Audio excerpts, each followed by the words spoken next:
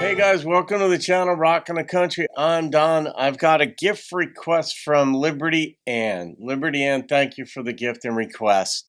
And it's for Kacey Musgraves' song, Cup of Tea. I don't know the song. I know some of Kacey's stuff. I like some of her stuff. I think she's got some good lyrics. Her instrumentation and compositions are unique, and I like that.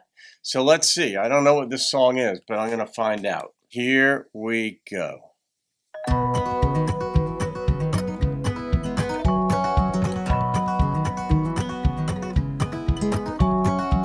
Maybe your jacket is a hand-me-down.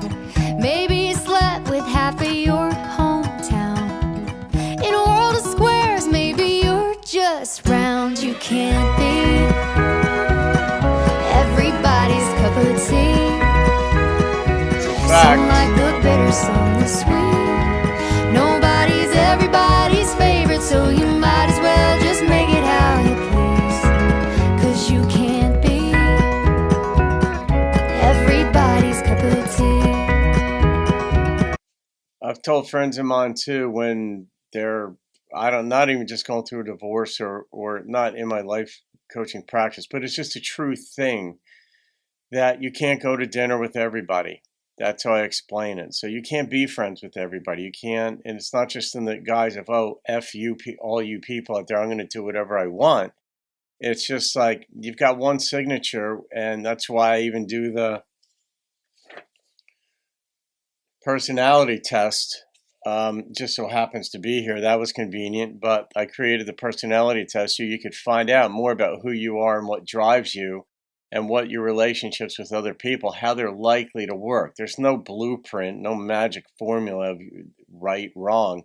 But when you get to know yourself better, you get to know what sorts of jobs, employment-wise, will work for you, what kinds of relationships will and won't work for you. So, and that's not an FU to the world. That is just saying, all right, this is how I'm made. I'm going to get better results if I pursue certain relationships or certain lines of work or other hobbies, interests, what have you, that work well for me, which will work, generally speaking, well for those who embrace me. Maybe you're working in a hotel bar. Maybe you're still driving your high school car. Maybe you still don't know just who you are. You can't be everybody's cup of tea. Some like the bitter, some the sweet. Nobody's everybody's favorite, so you might as well just make it how you please. Or maybe you married the wrong person first. Maybe your hair's way too long. Your sister's in jail, or maybe you failed out of college, but hey, life goes on. And we've all got the right to be wrong. Correct.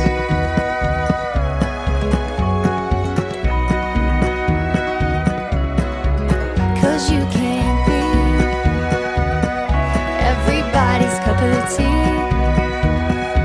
Some like it black, some like it green. Nobody's everybody's favorite, so you might as well just make it how you please. 'Cause you can't be everybody's cup of tea. Why would you want to be?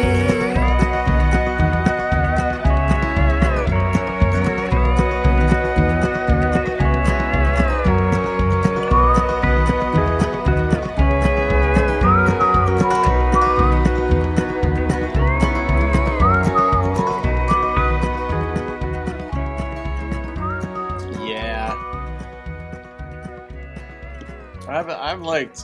I've liked her lyrics a lot over the years. I haven't listened to her much recently, but Libertyanne, I mean, this was a good one because it was just true. I wouldn't use this for my premarital counseling song list, but the idea popped into my head that maybe people should get that. But once you've made your choice to be with someone, it's sometimes best not to have ideas like this floating around in your head. Because once you say, oh, you are my cup of tea, you want to be in a different mindset to give it the best shot of making it work.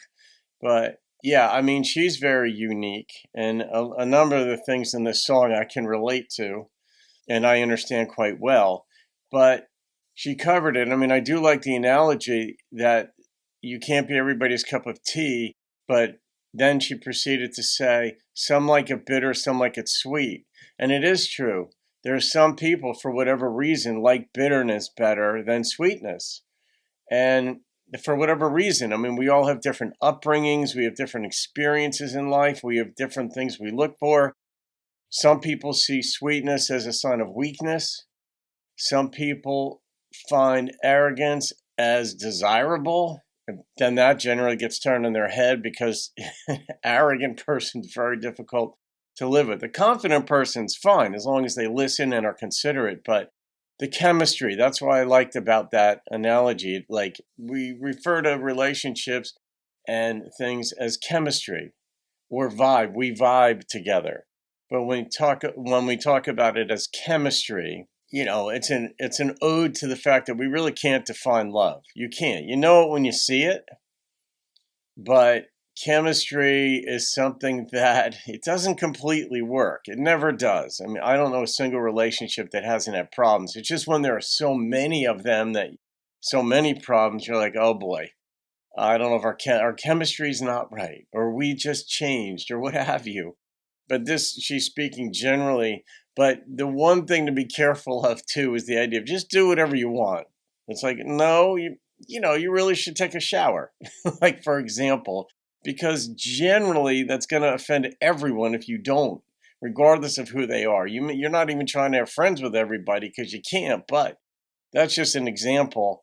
I mean, if you think it's okay to drop F-bombs whenever you please, and then you go into a Chuck E. Cheese or you go into a church or a temple and you're dropping F-bombs, it's like that doesn't work. It doesn't even work for people who aren't normally offended by that language. There's a balance. There's wisdom to be struck. But to find out who you are and be that person, no argument from me. I advocate for that very much so. And it can be hard. I think it was Emerson who said, the greatest accomplishment is to be yourself in a world that's constantly trying to talk you out of it. Something to that effect. I think it was Emerson. I'm pretty sure it wasn't Frost. And it's true. I mean, the world will try talking you out of being who you are. There's pressure. There's fear. What if I'm not enough? And in the context of a relationship, yeah, I mean, you may not be enough, and you might be. The other person may not be enough. They might be, whatever. But it's still about that chemistry, that cup of tea. So, all right, Libertyanne, I'm going to rate this one. The number that popped into my head, it was a 9.0, and it's on the strength of the lyrics. And the instrumentation was unique. It wasn't traditional country. It wasn't pop country. Certainly wasn't that. This is kind of like its own brand, the Kacey Musgraves brand. It's like sort of Americana-ish. So there it is. All right, guys. Hope you enjoyed that. Have a great day. See you on another video. Keep rocking the country.